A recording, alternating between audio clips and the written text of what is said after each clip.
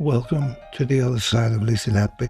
In episode 43, we're going to look at the deaths of two of the triplets, baby O and baby P. And although the court proceedings might lead you in the direction of thinking that these two were entirely different causes of death, they share incredible similarities, mainly the failure of the junior doctors and consultants to properly ventilate these babies, and we'll get into that later. As usual, we'll look first of all at the prosecution opening statement, which for me is almost always the opposite of what is actually true and happening, and which depict the Countess of Chester Hospital neonatal unit in a flattering light. But we have to recall that the Royal College of Paediatrics and Child Health had already reviewed this unit in 2016, and the report heavily criticised this unit on multiple levels. But one of the concerns expressed by the Royal College of Paediatrics and Child Health was scepticism, to say the least, of the ability of this unit to deal with triplets, as the report itself says, albeit 34-week triplets. But these were 33-week triplets, 33 plus 5 days. That's 33-week triplets, late preterm. And the Countess of Chester Hospital was simply not capable of dealing with these triplets. So the very first question has to arise. If these consultants were so worried about the mortality rate on their unit, why in the name of God would they agree to take triplets, monochorionic triplets, that's identical triplets? Why would they agree to take triplets? They don't have the medical staff, they don't have the nursing staff, they don't have the experience, they don't have the equipment, they don't have a fraction of what they need to properly manage these triplets. So who made the decision that these precious little triplets were going to be born at the Countess of Chester Hospital? And no one seems to have asked that question. All of these admissions are at the hands of one or other consultant. The junior doctors don't admit them. The obstetricians don't admit them. The consultants admit them. So which consultant admitted these 3 triplets, assuring the mother and father that they would be safe and cared for properly in this unit, which the consultants had to know at that point was infiltrated and contaminated with the lethal bug Pseudomonas. So the RCPCH made a specific reference to baby O and baby P. Of course, the jury were never told anything about that, and I will die and never know why the jury were not shown this report, and in this particular case, why that was not pointed out from the very start in the defence of Lucy Letby. I don't know why. And for consultants who would go on and express such concern for the mortality rate and depict themselves as people who had struggled and puzzled over this series of deaths for a whole year, or the artificial year, June 2015 to July 2016, the RCPCH noted that not every baby had a post-mortem, despite the recommendations of the British Association of Perinatal Medicine. So that's the level of concern these people really had to get to the bottom of what was causing this spike, as they say, in neonatal mortality on their unit. But it's even worse than that. When you hear the storytelling that goes on during the trial, you get the impression, or you're meant to get the impression, that this was a long night of the soul for these consultants that would become etched upon their memory for all eternity. But that's very far from what they actually did in their day-to-day work.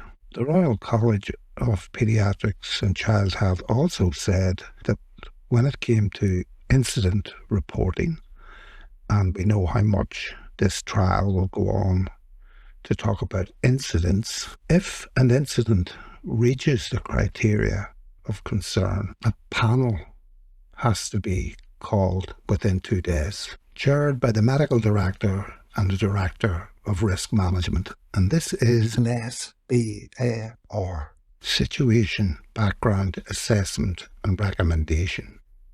And any recommendations that came from this meeting had to be discussed in detail, and the recommendations reviewed by the governance board and divisional meeting. There is a formal system of level 2 root cause analysis for internal trust review. And that's run by the risk manager. But despite their fretting and emailing and tittle-tattle all year, only one of these incidents were ever reported in the way that was recommended in that hospital. Unbelievable, isn't it? That these incidents that were not reported at the time, that were not regarded as sufficient to undergo the formal review process to reach recommendations for safety of the patients, only one of them made it through that mechanism. But they would go on subsequently to be used as evidence in a murder trial. Maybe someone can tell me how that can be even possible. I don't know. No matter what they say, at the time they happened, these incidents, they weren't deemed worthy of reporting by the recommended process. And the Royal College underlined that by saying that this unit only partly had a culture of risk management and sound governance processing. And what's worse, there were historical issues around senior level decision making. That's from that report. Historical. That's preceding everything that went on, or supposedly went on, when Letby was allegedly murdering babies. And some nurses reported that external escalation was not always as timely as it could have been. And the nurses didn't feel empowered to participate in this escalation. But the nurses said that they would vigorously support escalation depending on which consultant or locum was actually on that day. And apparently in neonatal units up and down the country that we frequently hear, this is not uncommon. And they went on further to say that if the recommendations persisted, that would be any recommendation that arose from an SBAR and root cause analysis. If that circumstance persisted, that should be considered as an ongoing risk. And we can see throughout this trial that these junior doctors struggled with ventilation and getting ventilation right. And we'll talk about that in more detail in the next episode. Would a jury not be interested in hearing that there was historical issues in this unit? Nothing to do with Lucy Letby. And given that the neonatal unit was only a holdover to a proper tertiary unit, that failure to escalate was not an ongoing and very serious problem. And you see it time and time again in these cases. They wait until the baby becomes ill. They're unable to manage the baby when it's ill, and they scramble to transfer the baby into a transport system that doesn't really function very well.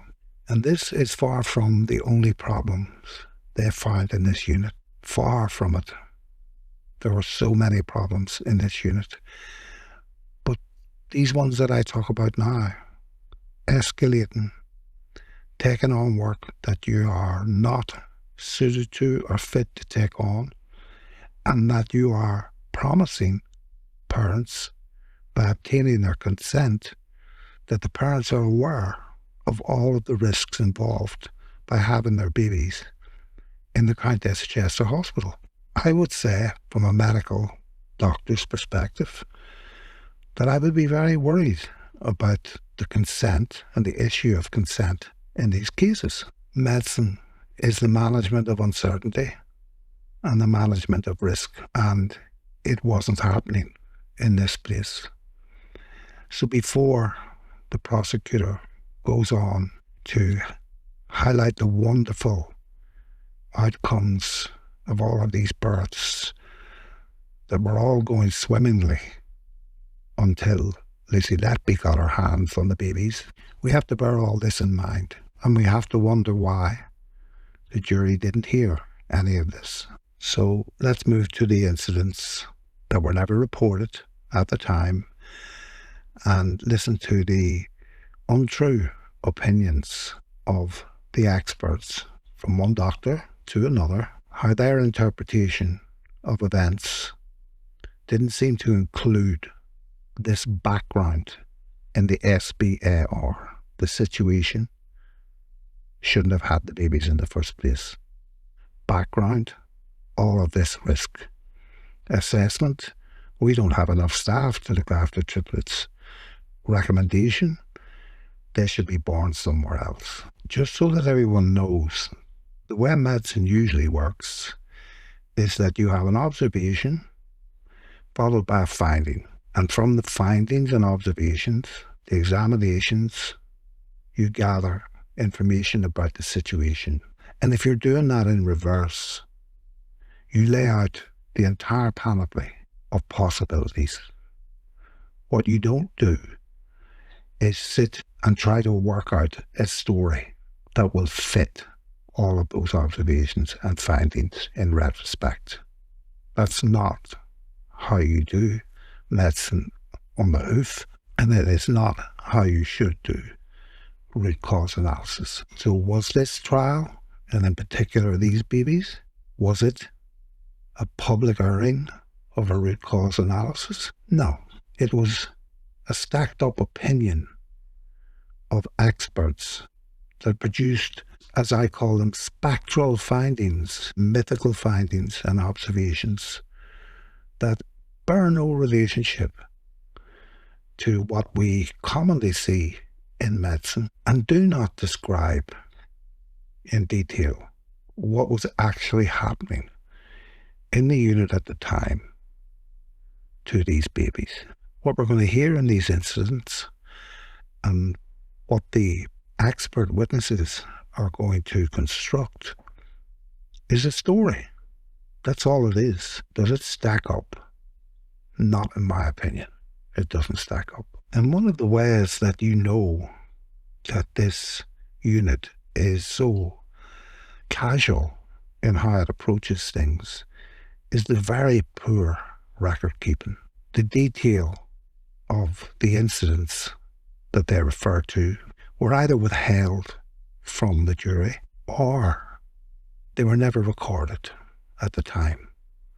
And if you don't record what your observations, findings and examinations are telling you, what all the data that you're gathering is telling you, if you don't record that in a logical and sensible way, someone like me would typically use a system called SOAP. Subject, what is in front of you? Object, what do you think about what's in front of you? Assessment, what's all of your data telling you? Plan, what are you going to do about that data? That plan has to be carried out immediately, systematically and strategically. And the SOAP has to be reassessed vigorously on an ongoing basis. Every 15, 30, 45 minutes, whatever the subject demands at the time. And a 33-week-old baby who is crashing in front of you requires your presence permanently by the bedside. Instead, what we get in this trial, what we got throughout this trial, and what we will get in the case of baby O and P, are details that are put into evidence from memory, not from a record that was made at the time. And having been involved in a lot of civil cases in my life, litigation, for road traffic accidents and injuries and all kinds of things. I haven't come across a judge yet who would have allowed this evidence into court because it hadn't been recorded. Now, there may be judges who do, but I've never met them. And the maxim in medicine is, if you didn't record it, it didn't happen. So don't turn up at a civil court that has a lower standard of evidence and try and paint a picture of what you remember happened, because no one's going to listen to you, at least not in my experience. So note keeping, record keeping on an ongoing basis, systematically, is critical, not only for the patient, but to protect the doctors from litigation and the effects of medical legal action taken against them. They have to be able to show that everything they did was appropriate in accordance to the data that they were observing at the time. That doesn't seem to be the case here. We have what I call spectral medicine, observations and findings that are dragged out of memory, that are even changed and altered from statements that were given to the police at the time, but now make their way into court as fact evidence in a murder trial. It's astonishing. I want you to focus as well on, when we're going through these incidents, the absence of consultants in nearly every case. The junior doctors were left on their own to run this neonatal unit as if it was a tertiary level neonatal unit, and also to look after the pediatric ward and the older children at the same time. And they get emergencies too.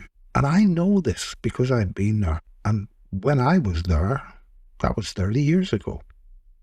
And it seems very much as if all of the billions that have been chucked at the NHS haven't made a blind bit of difference.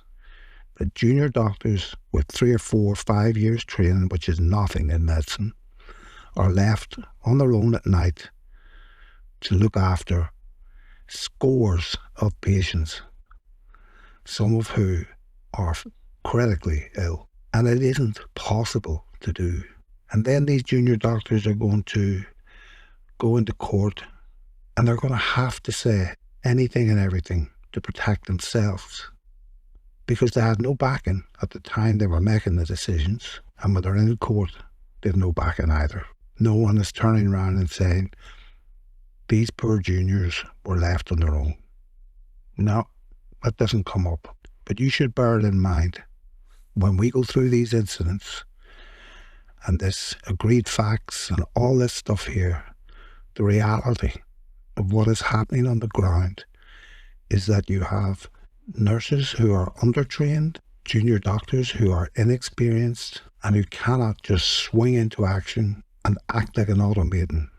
They know exactly what to do. They know exactly how to react. And you will see, particularly in this case, that it was a constant failing of this unit to be able to sustain proper ventilation on these babies, which is incredibly difficult to do, because you have a baby, that's one unit, which is incredibly complex and constantly changing, attached to a tube or a mask, which is another part of the chain, which is dynamic and changing, attached to software onto a machine, computers interacting with mechanical devices, which can be set to automatic, but also manually overridden. The sheer complexity of all of this was never pointed out to the jury. Instead, we're going to hear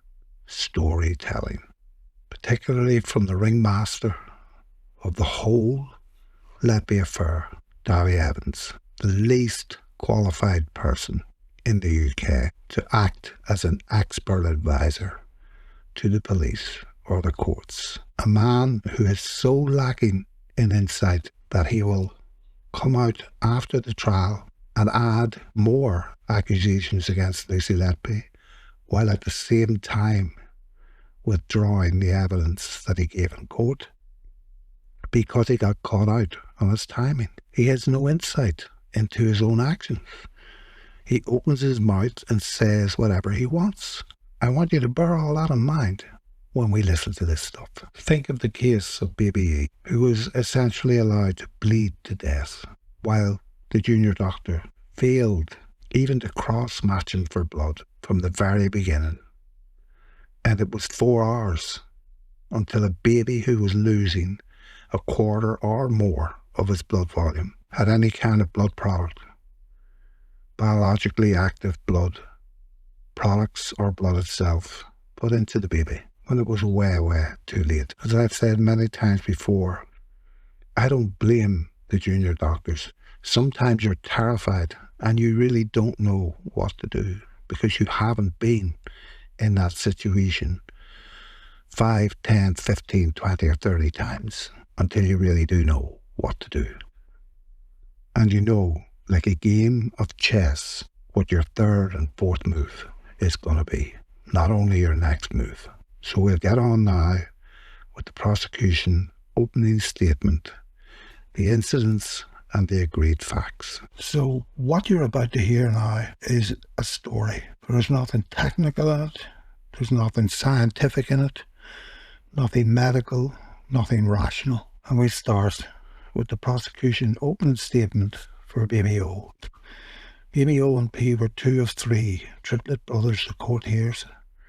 Baby O weighed 2.02 kilos, which was good for a premature triplet. He was in good condition and made good progress. He was stable up until June the 23rd, when he suffered what Dr. Evans said was a remarkable deterioration and died.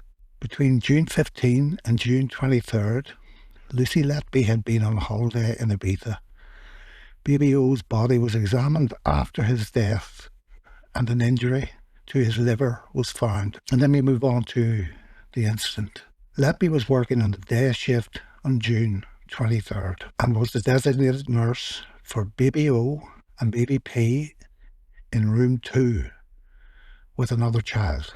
So the babies are in room 2, not room 1. But have they been in room 1? Let's see. The prosecution say this gave her an open opportunity to sabotage the babies. The third of the triplets was in room 1, the doctors believing he was the most needy of the triplets. Letby also had responsibility for supervising a student nurse that day. The designated nurse recorded no nursing concerns, observations normal for child O. There were 3 records of feeds by Letby at 8:30 a.m, 10:30 a.m, and 12:30 p.m. The earliest signed by the student nurse, the latter 2 signed by Letby. So the first thing we've got to say here, before we drag on too much in this, the tragedy of child O is that he weighed 2.02 kilos and he was 33 weeks and a triplet. So baby O should have lived, and in the modern world of dedicated scientific medicine, he would have lived. Everything that we have learned to date about how to care for preterm neonates is about to go into the bin now. Just be trashed. Everything that we have ever learned about neonatal care and about how to keep these little babies alive in the most dire and extreme of circumstances, and particularly at the moment of their birth, which is probably the most dangerous moment in their life, is now about to go into the bin. We're going to abandon it all, and we're going to put into evidence all of this that you've just heard, that the baby was in good condition, that prematurity and the status of being a triplet are irrelevant, and that the baby was making good progress. And time again, we hear this as a prosecution opening statement. And if we allow these opening statements to become what are now essentially fact as far as the law is concerned, we're on the road to hell, because we're about to destroy the work of generations to improve the outcomes for these little babies and for their parents by abandoning our reason in exchange for Halloween stories. The first thing is that the baby is recording 3 feeds, 8:30 a.m, 10:30 a.m, and 12:30 p.m. These are not referred to in this as trophic feeds. These are referred to as feeds. It's remarkable that a baby born on the 21st of June and now only less than 2 days old is having feeds so fast. The consequences of that are usually dire. The minimum time that you would hope that you could get a baby to full feeds would be a week. Preterm baby like this would be a week. So let's follow on. In a note made by a doctor at 1:15 p.m, there was 1 by vomit post-feed with abdomen distended. So that is the first indication of trouble in this baby. Baby O was put on IV fluids as a precaution. As a precaution against what? Baby O's heart rate was 160 to 170. Not good. Blood gases were low. I'm assuming that means the baby was already hypoxic, and raised carbon dioxide levels. And what does that tell us? Immediately, we don't need to know anything else. The ventilation, the high flow nasal cannula opti-flow ventilation that this baby was on the wrong settings. That's all that tells us, and that's all you need to know. Nothing to do with Lucy Letby. This baby was poorly ventilated, and the doctors who were treating him don't appear to realise this. And the doctor recorded the results as not normal for a baby breathing on their own. And the doctor recorded the result as not normal for a child breathing on their own, which it clearly isn't. But it's not a child. It's a preterm neonate that isn't yet 48 hours old. And already we have respiratory acidosis and probably metabolic acidosis as well. No child is going to survive acidosis of any form for very long. It was thought down to baby O's swallowing of air or the passage of a stool earlier. It's only a kindergarten doctor would say that. And they treated the baby for suspected neck. It's like when all you've got is a hammer, everything looks like a nail. An X-ray taken at the time showed a moderate amount of gas in the bowel loops throughout the abdomen. So we already have CPAP belly. We have indications of poor ventilation, and the CPAP belly is effectively confirming that. Let me note at 8:35 p.m, reviewed by registrar at 1:15 p.m, baby O had vomited undigested milk, tachycardia and abdomen distended. NG tube placed on free drainage. 10 milligrams per kilogram saline bolus given as prescribed along with antibiotics. Placed nil by mouth and abdominal X-ray performed. Observations returned to normal. So what does that imply? Well, it implies that the nasogastric tube relieved the pressure on the stomach. And that's what it's actually supposed to do. But it doesn't say here anything about adjusting the ventilator settings. It doesn't tell us what was causing the hypoxia and the raised carbon dioxide. They returned to normal. But are they going to stay normal when you're relying on a nasogastric tube as the only tool you're going to use to relieve this buildup of gas in the abdomen? We vomited undigested milk, which tells us straight away that the baby was being overfed. That's not a decision made by Letby. That is a medical decision to step up these feeds far too quick. Prior to baby O's collapse, a colleague said of baby O, he doesn't look as well now as he did earlier. He doesn't look as well as he did earlier. Do you think we should move him back to room 1 to be safe? So that means that he was in room 1 and he was moved out of room 1. Room 1, they will argue later on, is the intensive care unit where everything that they need to resuscitate him and to keep him well. Is room 1 is where he should have been kept all along. He shouldn't have been moved out of it because he needs one-to-one nursing. But the Royal College of Paediatrics and Child Health have already told us this unit doesn't have one-to-one nursing. Letby's looking after 2 of these triplets on her own with a student nurse. That's what I mean about the road to hell. If this is going to be accepted as normal neonatal practice in everyday life, the mortality rate is going to go up and up. And if they're going to be able to pin all of this on Letby, what a general practitioner of medicine can pick up in one paragraph, but which is not explained to the jury, we're on the road to hell. Letby didn't agree with the movement of the baby back to room 1, but that's not a nursing call. That's a medical call. It should have been the registrar who did the review at 1:15 p.m. That registrar should have made the decision to move the baby back. Maybe that registrar wanted to make that decision, but there was no space in room 1 because these babies should never have been there in the first place. And the prosecution, instead of dealing with that and the defence failing to deal with that, the prosecution go on to say that this echoes the final fatal collapse of baby I. So what the prosecution is saying is there wasn't enough space in this unit. It's nothing to do with Lucy Letby. Letby had taken BBO's observations at 2:30 as 100% oxygen saturations and normal breathing rates. Well, we don't want to be at 100% oxygen saturations.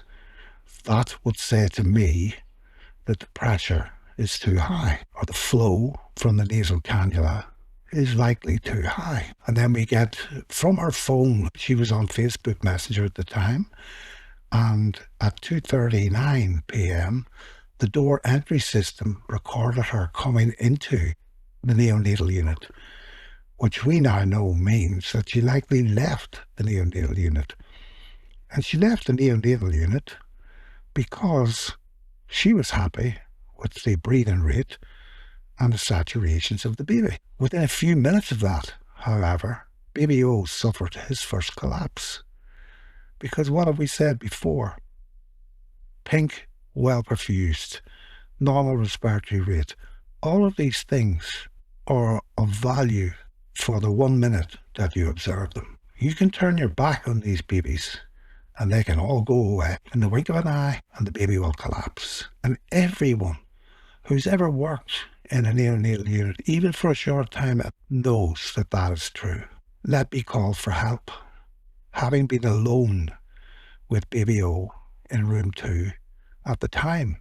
But she couldn't have been alone with baby O in the room because she was in the room with baby O and baby P, and she shouldn't have been alone with baby O and baby P.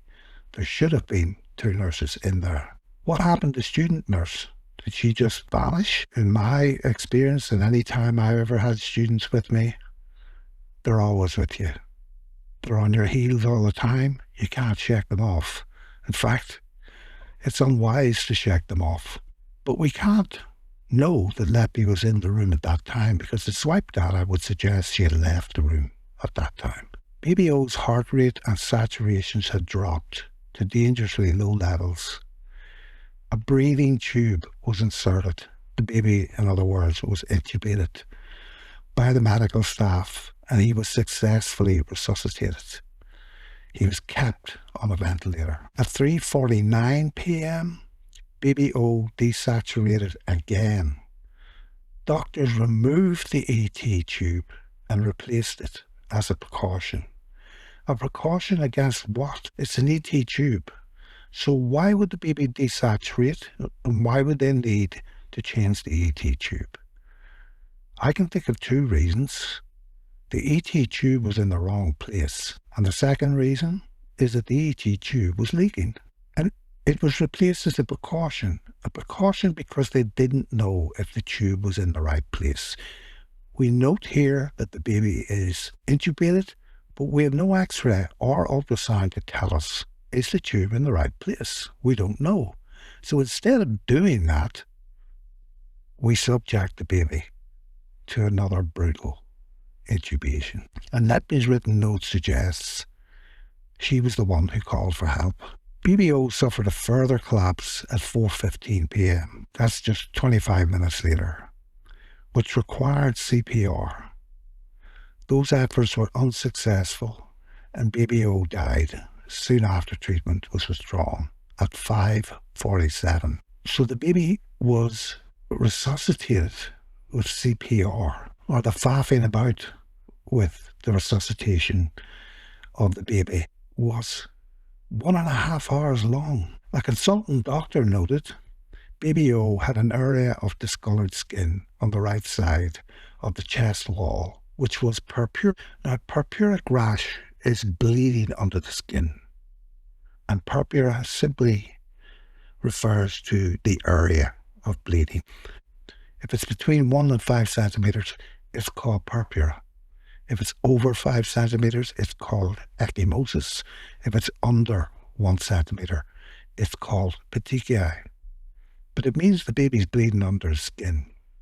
Except it wasn't, because he goes on to say that it had gone by 5:15. So we have a discoloration of the skin for 45 minutes that looks like purpura, but cannot be purpura because purpura would not go away in 45 minutes.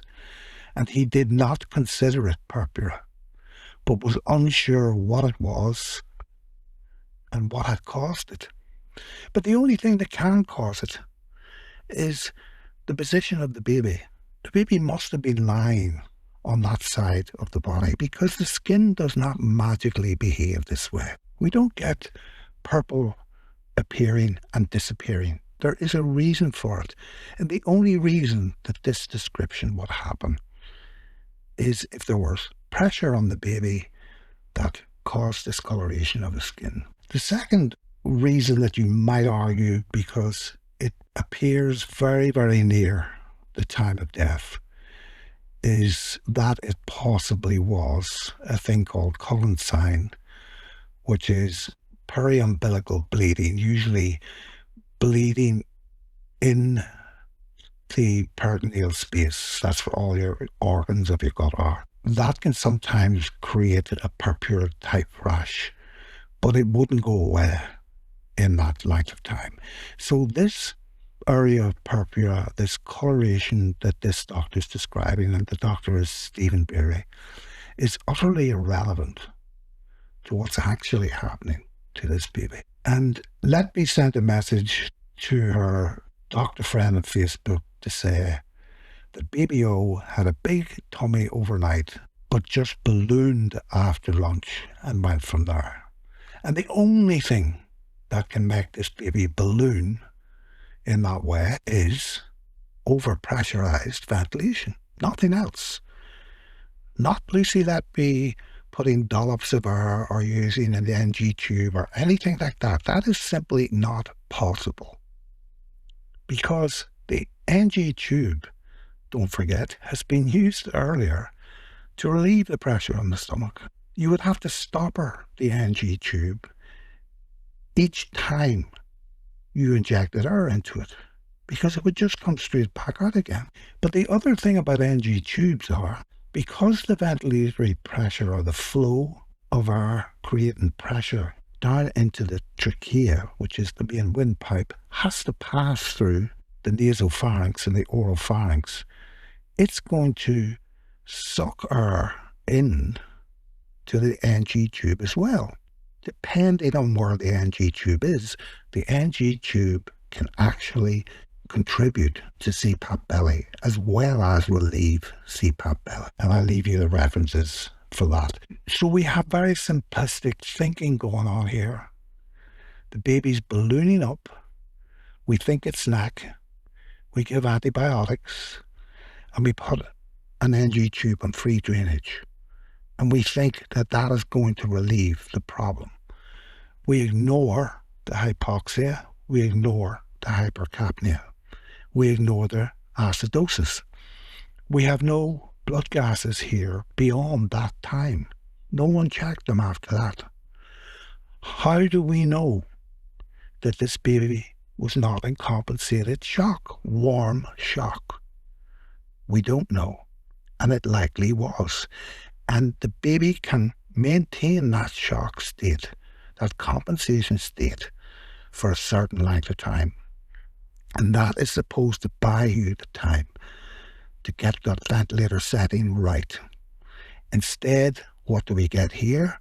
We get an intubation, followed by an extubation, followed by another intubation.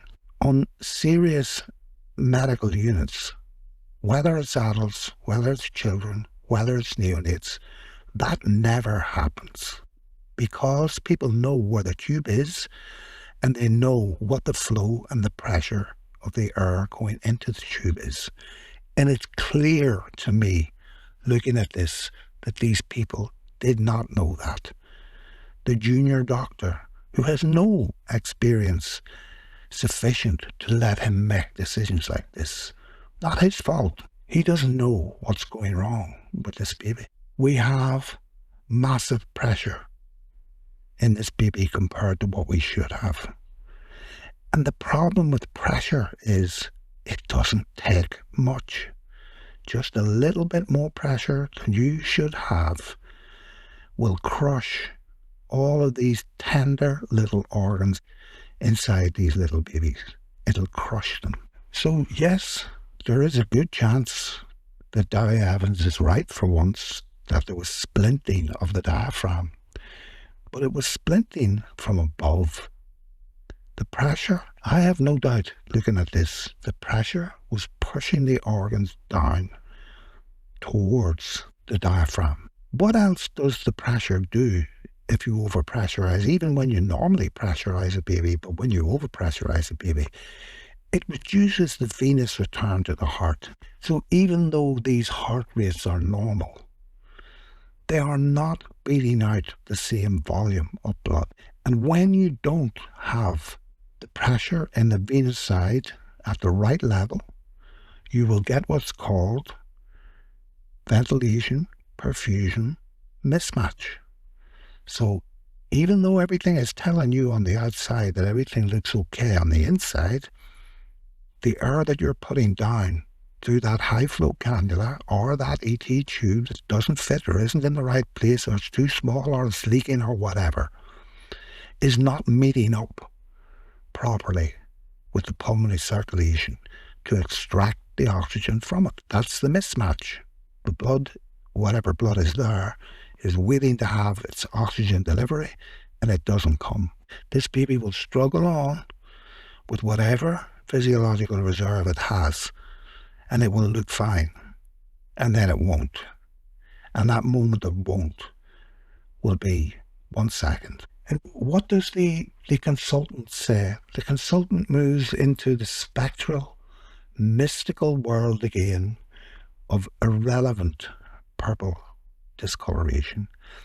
If you see these little babies in real life, their skin is shiny, almost translucent. Even at 33 weeks, the skin is not complete. You can almost see through it. Discolorations of the skin, mottling, all of these things that these people want to give some kind of magical power to are so common in neonatal units. They usually go unnoticed. And then we get medical expert for baby O. A post-mortem examination found free, unclotted blood in the peritoneum. And this is going to blow a hole in what Dowie Evans says. Because what unclotted blood means in the peritoneum is that the baby died at the time it was bleeding, or the bleeding occurred at the time of death. Because if the bleeding had occurred earlier, it would have clotted. But we have unclotted blood. And you only ever find unclotted blood in a post-mortem if the bleeding occurred at the time of death.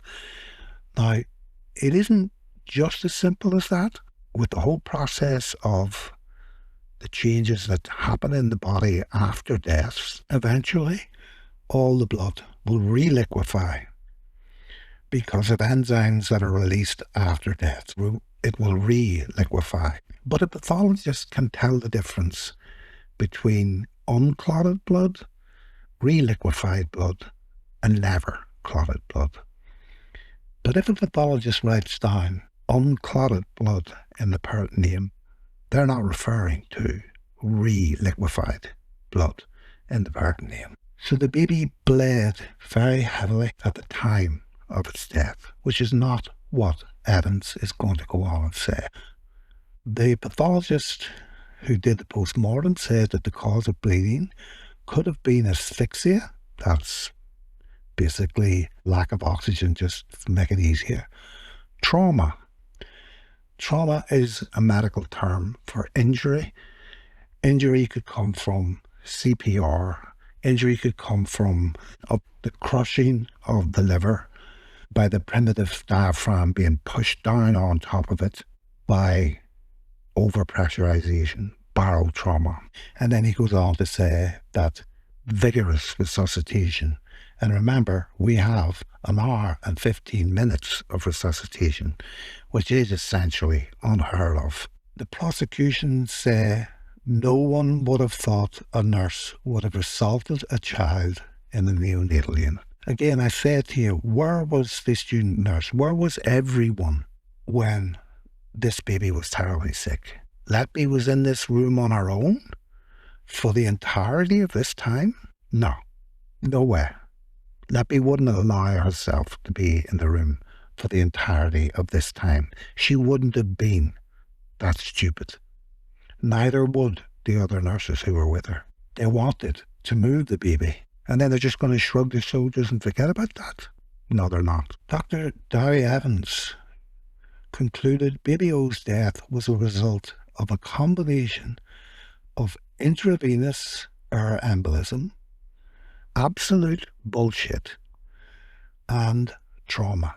The liver injury was not, in his view, consistent with vigorous CPR.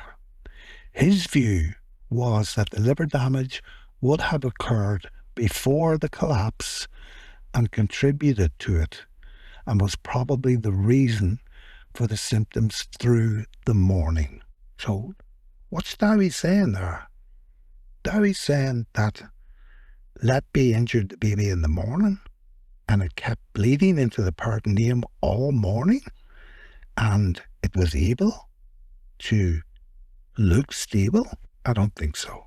The bleeding into the peritoneum, where it would go inevitably, if it was bleeding from the liver, in the morning, for a baby that died in the afternoon, would not be unclotted blood. It would be clotted blood. It's interesting that Evans does say that it was consistent with excessive air going into the nasogastric tube. It could have gone in the nasogastric tube or around the nasogastric tube. But he doesn't seem to be saying here that Letby actually put the air there. We'll see what he says later on, but he's just saying that the air went down the nasogastric tube. From where? It is likely that it came from the positive pressure of 68 litres or whatever setting they had it set on. Is it likely that it came from that? 68 litres a minute, but likely more in this case. How is Letby going to compete with that? As I've said before, 5% leak of that is 500 mils of air per minute going into the stomach. Letby's going to have to do 50 10 mil injections a minute to compete with that. One injection every second. It's impossible. And we'll talk about these pressures and problems with ventilation in the next episode, but we just want to get through this first. Then we have Dr. Bowen concluded that together with the chest discoloration seen by the doctor, here we go, the spectral medicine, that means absolutely nothing. That was indicative of air being injected into baby O's circulation. That is totally untrue. She agreed that the abdominal distension was due to excess gas via the nasogastric tube. And then Dr. Marnarides, the reviewing pathologist, thought that the liver injuries were most likely the result of impact-type trauma. So Letby took some kind of weapon and hit this baby in a cot in a neonatal unit in the middle of the morning, in the middle of the day, and no one noticed it. No one. Impossible. And then he throws in something really weird. He says he thought that the excess of air via the nasogastric tube was likely to have led to stimulation of the vagal nerve, which had the effect on the heart rate. So remember that the vagal nerve is part of what we call the parasympathetic nervous system. This is the calm you down part of your nervous system. He's saying that the nasogastric tube in a baby that was so sick was causing the vagal nerve to take over the entire autonomic nervous system, to ignore all of the other stimuli going to the heart, that just the vagus nerve alone was going to be able to control the heart. More rubbish. Impossible. In any way, in a 33-week neonate, the vagal nerve would not be complete. It would be impossible to predict what effect the vagal nerve was having, if any, on the heart rate, because maybe around about 32 weeks, the vagal nerve might begin to mature, but it will be nowhere near it at 33 weeks. The full maturity that the vagus nerve would have in an adult, this baby would not have. So this is a weird, ill-considered concept, in my opinion. Impact-type trauma. He has no way of knowing if it's impact-type trauma. He could not say whether it was either of these factors in isolation or in combination which caused baby O's death. Acute excessive injection or infusion of air via the nasogastric tube or an air embolism. And you know what's really clever about all of this storytelling? In the same way that it's practically impossible to diagnose an air embolism, we have been told earlier by Professor Arthurs that you need to have an X-ray at the time it's happening that shows large volumes of air, particularly in the right ventricle.